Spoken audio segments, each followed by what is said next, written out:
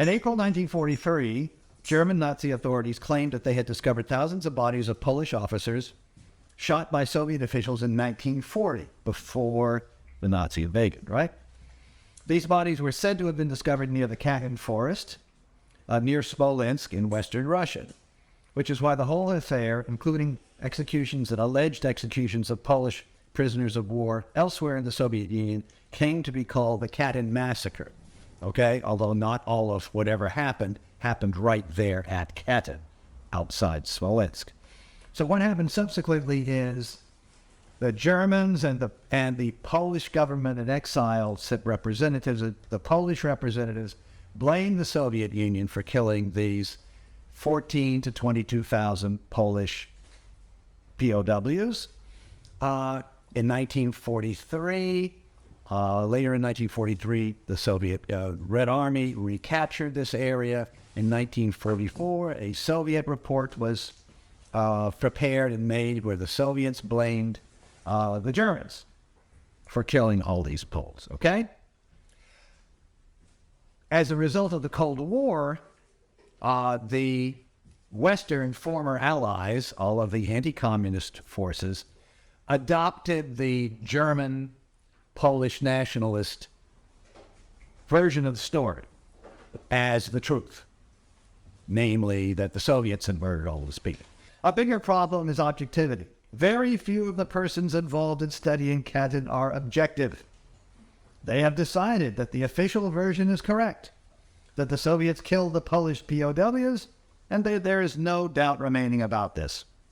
Moreover, they have decided that it is perverse to even raise the question, that simply to approach Katyń as a mystery implies that the solution has not been definitively determined for all time, and is therefore a dishonest thing to do, since it implies the possibility that the Soviets might not have done it. This state of affairs has discouraged objective study of Katyń, as it is no doubt intended to do. I decided the only true path to a solution of this crime was to find evidence that could not possibly have been faked. I call this the unimpeachable evidence. There are basically two kinds of evidence that fit this criteria. One, evidence that goes against the bias of those who produce the evidence. For example, the Germans admitted in 1943 that only German shell casings were found together with the bodies of the murdered Polish officers. The Germans would never have deliberately planted those German shell casings. Therefore, this evidence could not have been faked. Two, evidence whose significance for the case the party which discovered it failed to understand and so never used. There are indeed several thousand pages of published documents, mainly in Russian, but some in Polish. For the researcher detective, they are a distraction, a red herring. But you can only know this if you have spent serious time, in my case over a period of 10 years, studying Katyń. The unimpeachable evidence, the evidence that cannot have been faked, has to reveal the truth. Sure, there's other evidence that contradicts it, but it's dubious for one reason or another. There are strong suspicions that some of it has been forged. Some of it must have been forged. My study of the unimpeachable evidence takes up the first 100 pages of this book. This is the book. A great many people, including the entire academic establishment and all the anti-communist governments around the world, want the Soviets to be the guilty party of Katyń. Yet another German atrocity is just not political ease. But the story of Soviet guilt is useful in condemning Stalin and, by extension, communism itself. These people are not interested in the truth. Right-wing Polish nationalism is built upon the myth of Polish victimhood, not only at the hands of the Nazis, but also at the hands of the Soviet Union and Polish communists. Several generations of anti-communist academics have built their reputations upon the false foundation of Soviet guilt at Katyń. In my book, I examine in detail all the collections of documents, plus both of the now authoritative scholarly studies of Katyń. I show how the German report of 1943, the closed packet number 1 of Gorbachev and Yeltsin, and other important books and studies that promote the Soviets' version of Katyń are falsified, sometimes cleverly, but often in a shoddy manner. I also study the so-called Ukrainian trail of Katyn. In 1994, Polish researchers claimed that they had discovered documentary evidence of victims of Katyn who, according to the documents in closed packet number 1, were captured in the Ukraine. My research proves that this is all wrong. These documents have no relation to the Katyn massacre. Naturally, because the massacre did not take place in April-May 1940, as the anti-communist and official version states. The Nazis began this fraud sometime around March 1943.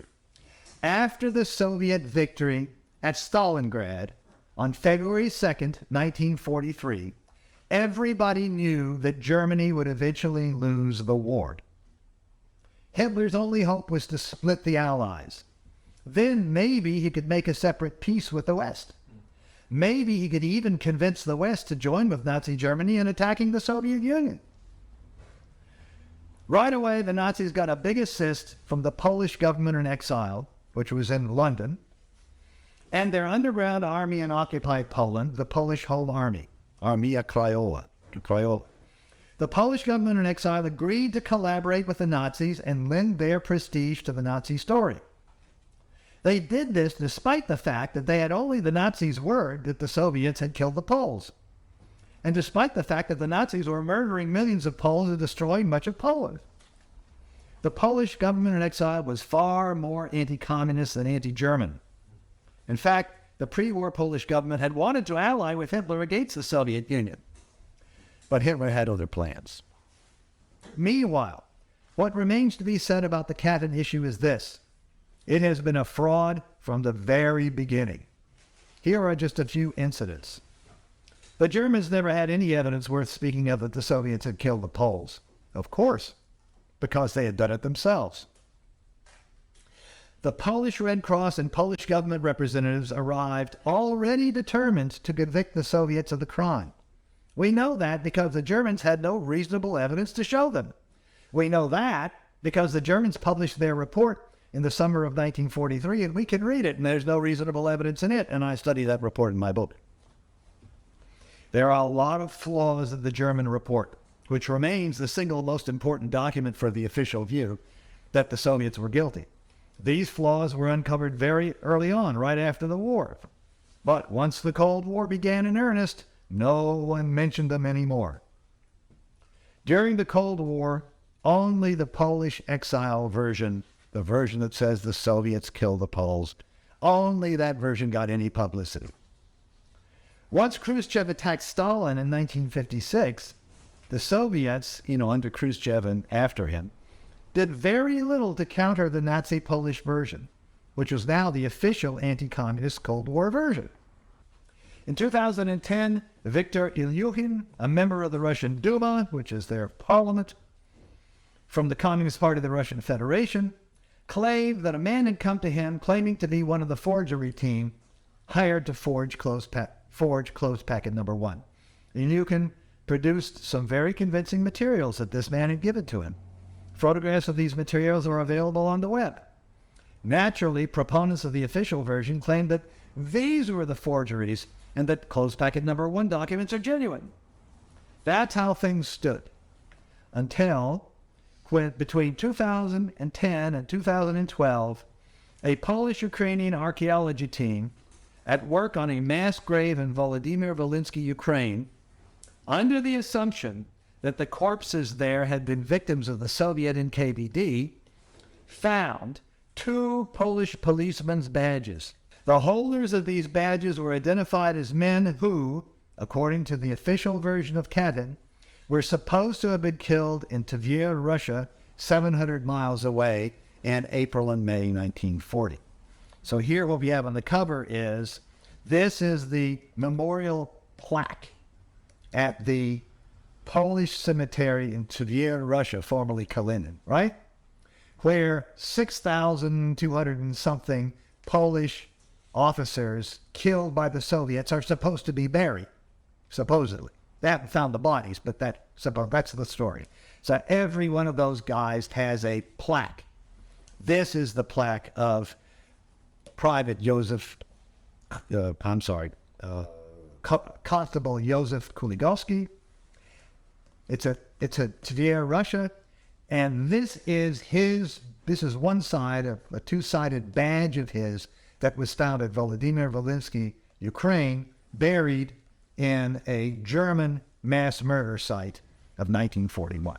That's what gives this excavation of Volodymyr Volynski makes it important. So what should you do? Read it, of course. Read it until you yourselves are convinced that the Soviets did not commit the Katyn massacre. Then publicize it. There are Katyn monuments, Katyn massacre monuments in several places in the United States. There's a big one in Jersey City. In the real world, the Red Army did not murder the Poles. They liberated the Poles. It was the anti-communist Armia Krajowa, the home army, that murdered Poles. Thousands of communist and Jewish citizens of Poland.